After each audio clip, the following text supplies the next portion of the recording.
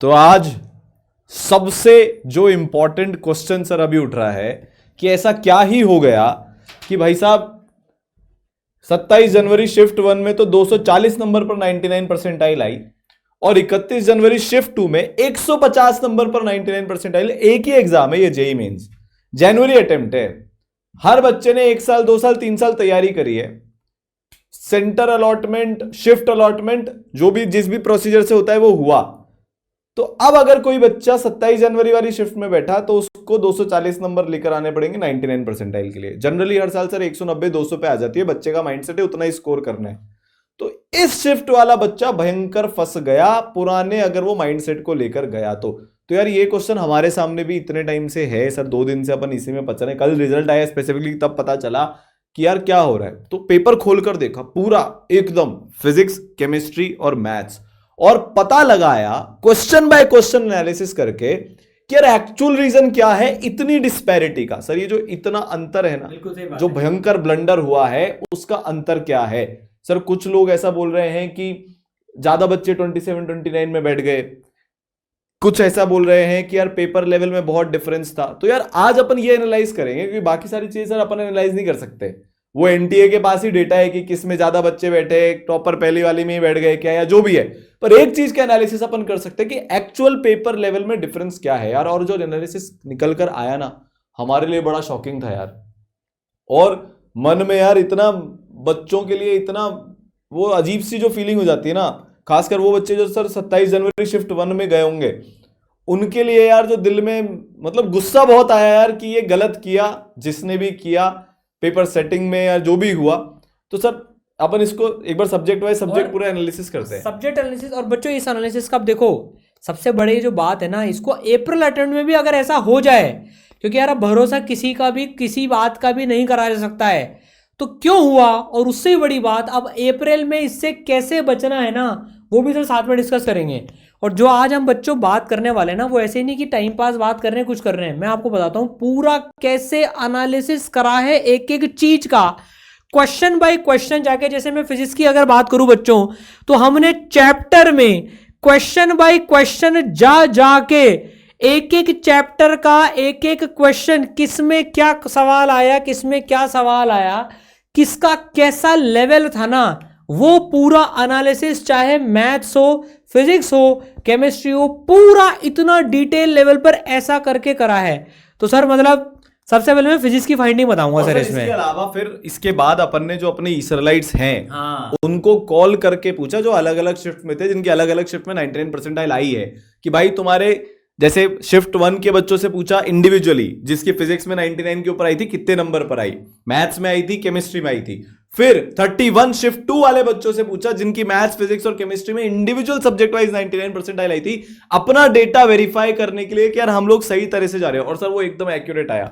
जो हम लोगों ने एनालिसिस करके प्रिडिक्ट किया था ना कि इतने नंबर पर 99 परसेंटाइल आनी चाहिए सब्जेक्ट वाइज, सर वो उतने ही नंबर पर करीब करीब 99 परसेंटाइल। तो वो भी तुमको आज बताएंगे कि कौन से सब्जेक्ट में कितने नंबर लाने पर 27 जनवरी में 99 परसेंटाइल आएगी मोटी मोटी, और 31 जनवरी में 99 परसेंटाइल आएगा मोटा मोटा। सब्जेक्ट वाइज भी बताएंगे। तो सर सबसे पहले फिजिक्स का करते हैं। तो सर देखो सर फिजिक्स में जो मैंने देखा है इसमें मतलब एक एक चैप्टर बाय चैप्टर, और जिसको बोलते हैं ना मतलब पूरा ये जो एनालिसिस किया है बच्चों, इसमें क्या हुआ। जैसे रोटेशन का एक सवाल देखते हैं सर, ये रोटेशन चैप्टर है, इसमें सिंपली मोमेंट ऑफ इनर्शिया निकालना है इस वाले उसमें है ना, रोटेशन में रोटेशन का। और सर इसमें एंगुलर मोमेंटम निकालना है हाईएस्ट पॉइंट पे जो पूछा हुआ है। तो इसमें मतलब ये काइनेमेटिक्स 2D के साथ में मिक्स करके दिया हुआ सवाल है। तो सर 31 जनवरी की शिफ्ट 1 में एक्चुअली में क्या हुआ, इस शिफ्ट के मुकाबले अगर मैं फिजिक्स की बात करूं तो सर 4 सवाल से 5 सवाल या 3 से 5 ऐसे सवाल मान लो जो कि एवरेज आउट करने पर इस शिफ्ट में टफ निकले हैं, जिसमें कि बच्चा अटकेगा ही सही। 3 से 5 सवाल का डिफरेंस है लगभग तो आप मान के चलो सर 16 से 20 नंबर या 12 से 20 नंबर का डिफरेंस तो फिजिक्स में आएगा ही सही। जो देखेंगे जो सर एक सवाल आया था मतलब एनएलएम का है ना, अब ठीक है ये दोनों तो सेम ही हो गए, तो जो सेम थे अभी सर दिखने में डरावना है, पर जिसको इसका फॉर्मूला आता होगा स्प्रिंग का वो कर लेगा। लेकिन सर ये दिखने में भी डरावना नहीं है, मतलब ये आसान है। तो ये सवाल कर लेगा। तो इसमें कई दिखने में डरावने एनएलएम के साथ इलास्टिसिटी मिक्स कर दी। तो सर इसमें अगर मैं नेट ऑन नेट एनालिसिस बताऊं बच्चों, बहुत डिटेल में एनालिसिस करा है। अब सर ये देखकर ही बैंड बच जाएगी बच्चे की, बहुत जेन्युइनली, मतलब यहां से मैं डायपोल का फॉर्मूला मुझे याद होना चाहिए और एंगल पे याद होना चाहिए। तो सर ये एक्चुअली में थोड़ा सा इन्होंने एडवांस लेवल इसमें टच कर लिया, तो ये सवाल काफी बच्चों का गलत हुआ होगा। तो सर इस तरीके से अगर मैं फिजिक्स का बच्चों से एक एक क्वेश्चन बाय क्वेश्चन करा, इस तरह से हमने, इस तरह से अगर मैं फिजिक्स का एनालिसिस करूं सर इसमें, तो हम इसमें बोल सकते हैं कि इस शिफ्ट में 3 से 5 क्वेश्चंस का डिफरेंस आएगा फिजिक्स की अगर अपन बात करें तो।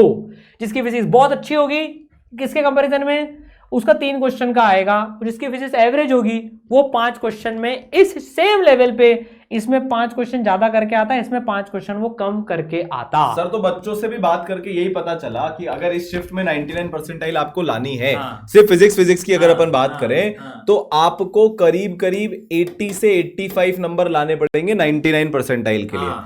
ये तो सॉरी, ये तो टफ शिफ्ट है, उल्टा हो गया। हाँ 1 मिनट, हाँ इस शिफ्ट में नहीं, इस शिफ्ट में आपको 80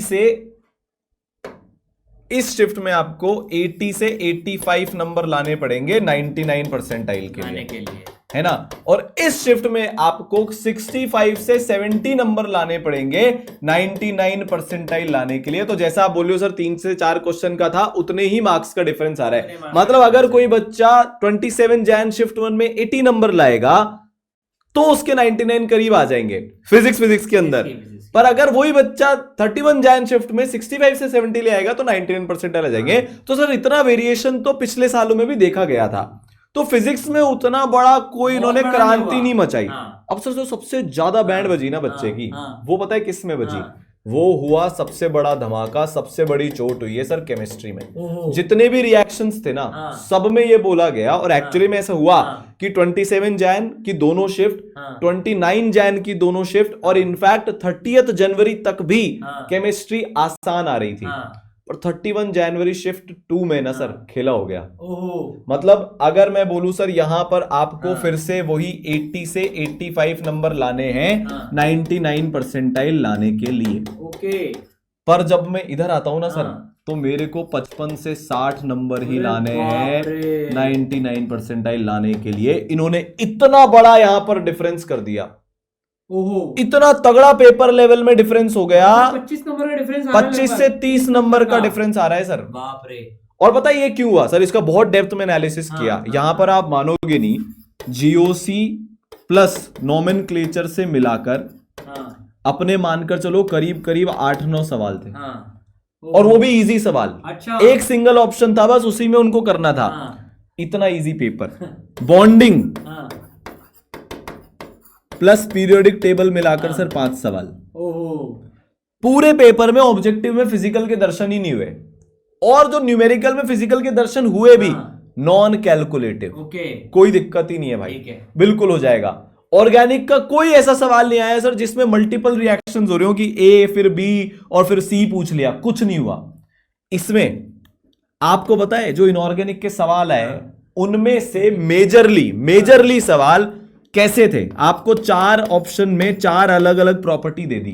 मतलब चारों पता होगा तो ही आंसर सही आएगा, वरना आंसर सही नहीं आ सकता। और ये आसान वाले चैप्टर्स के तो दर्शन ही नहीं हुए। मेजर जो पेपर है वो रटने वाले पी ब्लॉक में से सेट हो गया, कोऑर्डिनेशन कंपाउंड्स की भी डेप्थ में से सेट हो गया। तो यहां पर जो इनऑर्गेनिक इजीली सॉल्व हो जाती है। देखो इस पेपर में क्या हुआ, इनऑर्गेनिक का क्वेश्चन सॉल्व करने के लिए 10 से 15 सेकंड आपको लगेंगे। यहां पर वही चीज 40 से 45 सेकंड चली गई, क्योंकि अब आपको 4 ऑप्शन में से सारे के सारे एनालिसिस करके सही देखने।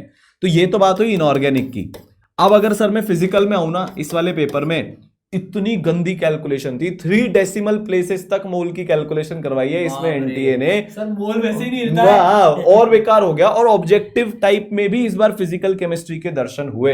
तो फिजिकल केमिस्ट्री एकदम नेक्स्ट लेवल पर चली गई इस वाले पर्टिकुलर केस में। तो ये बहुत टफ आई। तो बच्चे को कुछ क्वेश्चन में तो सर 4-4 मिनट भी लग जाएंगे एक पर्टिकुलर क्वेश्चन को सॉल्व करने में। यहां पर जितने बच्चों से बात हुई 35 से 40 मिनट एट मैक्स, बहुत जल्दी पूरे सारे क्वेश्चन हो गए। और यहां पर 50 से 60 मिनट मिनिमम बच्चों को लगने शुरू हो गए जिसमें अगर जो पूरे अटेम्प्ट करते करने वाला हैं था भाई, attempt। अगर आपने छोड़ दिए तो बात अलग है। अब सर चेंज कहां पर आया?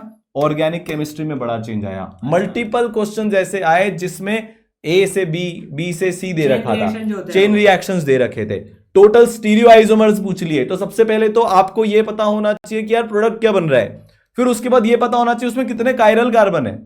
तो नंबर ऑफ स्टेप्स बढ़ गए, थोड़ा सा एडवांस लेवल के करीब, अभी भी बहुत नीचे है, पूरा एडवांस नहीं है, पर जेई मेंस का जो पेपर आ रहा था उससे ऊपर इन्होंने शिफ्ट कर दिया अपने लेवल को, झटका लग गया। अब बच्चा एक्सपेक्टेशन के साथ क्या गया था, आसान आएगा। पहले 2 क्वेश्चन में, पहले क्वेश्चन जो आया था वो कोऑर्डिनेशन कंपाउंड्स का, उसमें 4 ऑप्शन में से सही मार्क करना था। दूसरे में भयंकर वाली फिजिकल की बहुत लंबी कैलकुलेशन थी। तो सर यहां पर बच्चा केमिस्ट्री में 20-25 नंबर तो 20-25 नंबर का डिफरेंस आ गया, और उससे कॉन्फिडेंस शैटर हुआ होगा कि यार सारे लोग तो बोले थे आसान आ रही है, क्या मेरे को ही टफ लग रहा है क्या? पेपर में जो माइंडसेट इसका सर मैं ना बिल्कुल इसका जब रिएक्शन भी लेने गया था ना, जब बच्चों से बात करी थी रिएक्शन के टाइम में, तो वो हिचकिचा रहे थे बोलने में कि केमिस्ट्री मैंने कम अटेम्प्ट करे मैंने उसमें। ओके, मतलब वो शर्म तो आ रही थी उनको कि कैसे बोले केमिस्ट्री टफ है, क्योंकि पिछली शिफ्टों से बोल रहे थे। तो यहाँ पर बच्चों ने बोला सर केमिस्ट्री ठीक आई, केमिस्ट्री भी, पर मेरे कम अटेम्प्ट हुए। तो वो उसके ही नहीं, सबके कम अटेम्प्ट हुए इसमें सर, ये मतलब यहाँ पर ये है ना। तो ये हुआ सर। अब मैथ्स में आते हैं। मैथ्स में तो मेरे को जो सारे टीचर्स ने एनालिसिस भेजा सर, मतलब इतना, मतलब मैथ्स में तो आप मानकर चलो सर, जिसको बोलते हैं ना कि बिल्कुल ही मतलब लूट लिया गया, वो वाली बात हुई है सर।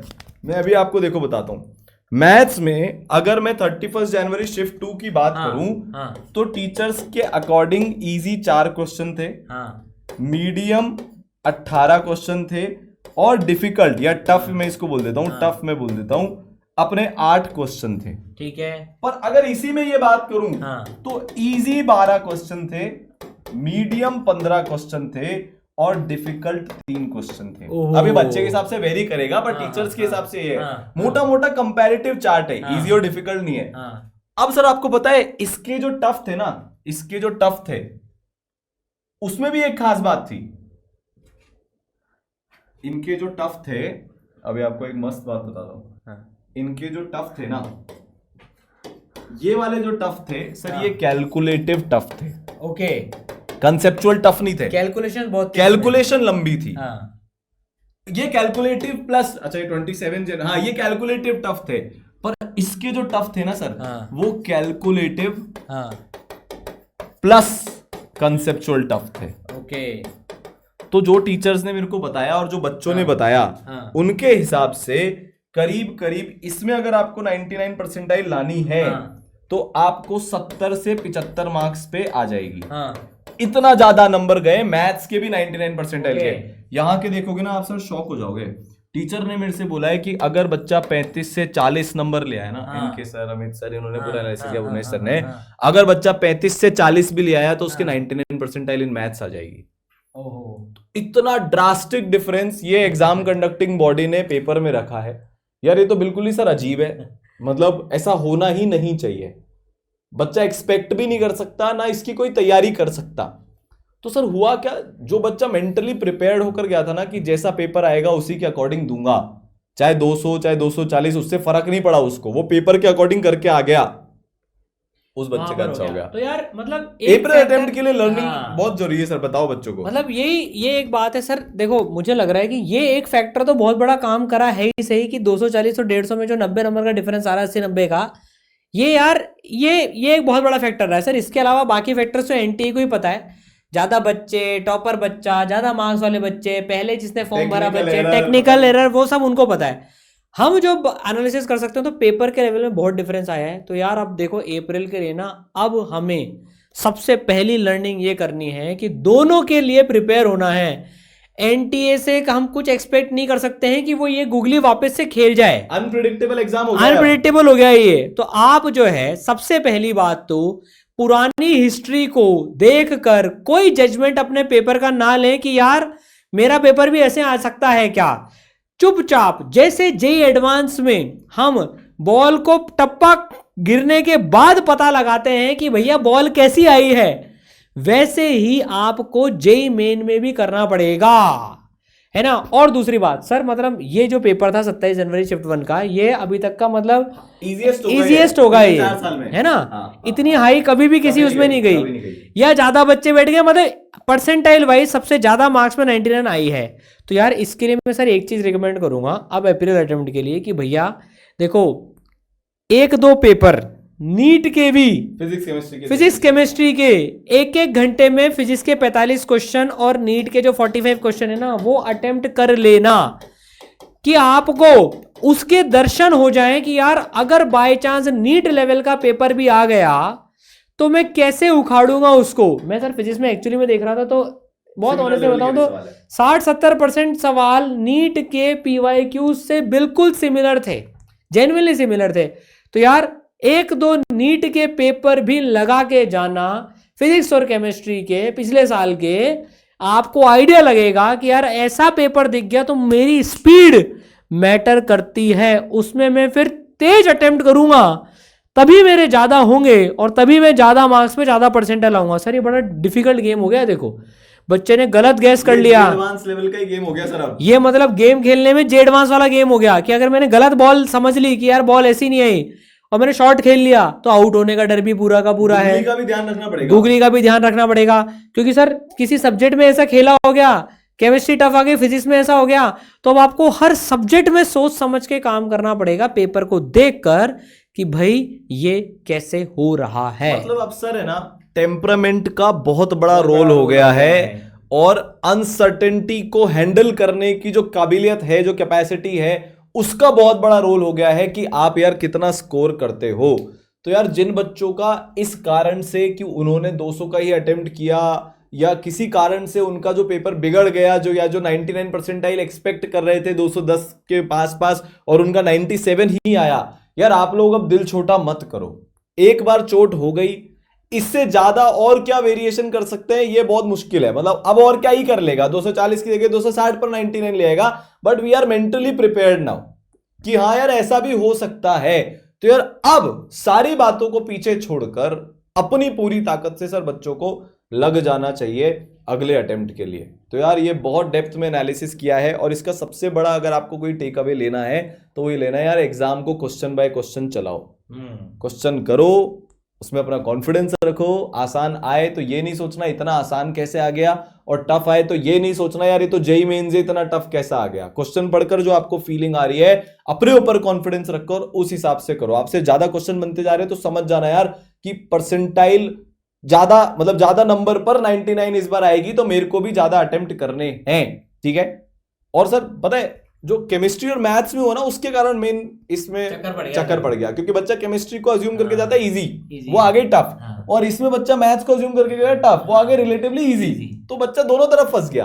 तो यार जिसने उस टाइम पर थोड़ा सा प्रेजेंस ऑफ माइंड ज्यादा रखा, उसने इस बार खेल लिया। पर यार आप चोट खाकर सीखे हो, आप भी अगली बार बेटर प्रिपरेशन के साथ जाओगे और फोड़ोगे, ठीक है। तो यार चलो ऑल दी बेस्ट, ये आपके लिए एनालिसिस बहुत जरूरी था, है ना। और भी जो चीजें अपने को समझ में आती जाएगी अप्रैल में कैसे इंप्रूव करना है, वो धीरे धीरे हम आपके लिए लेकर आते जाएंगे, ठीक है। फोड़ते हैं।